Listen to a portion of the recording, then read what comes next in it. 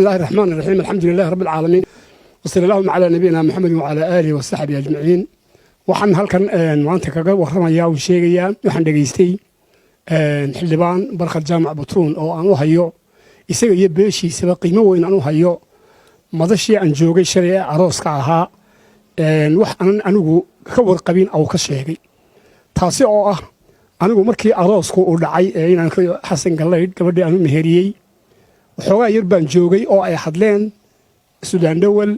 iyo boqor Maxamuud Ali Carab iyo Sheekh Maxamed Saaweer ka dambo waxa taasoo aan dhalnay intaan joogay 10 daqiiqadood ama 7 daqiiqadood aan dhalnay inankii baan gacan qaado waan ka fasax qaato waxaan idhi ma joogay waan baxay raali ah baan idhi ducadiina waan ku duceeyay waan baxay anigu kolka waxaan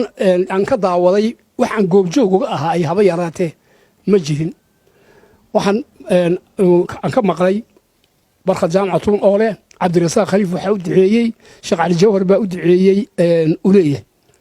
sidaa darteed waxaan qoostay horta laba nin tartamaya waa laba nin oo walaala oo isxiga ama adeer raba sidaan maqlay isku ah labada nin waan maqlay oo waxaan ku maqlay Cabdirasaaq Khaliif inuu nin qiimo leh yahay wanaagsan yahay waan maqlay ninna waan arkay oo ogahay inuu yahay nin qiimo leh oo wada shaqaynay oo Yaasiin Xiir Faratoon ilaa shirkii boorama laga soo bilaabo ilaa intii wadanka hawle laga qabanay niman isla qaadan aqoon dheeraad oo labo ahaa taa horta labadoodaba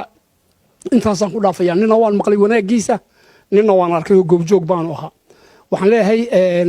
muxuu ahaa barkad jaamac batuun mid baan leeyahay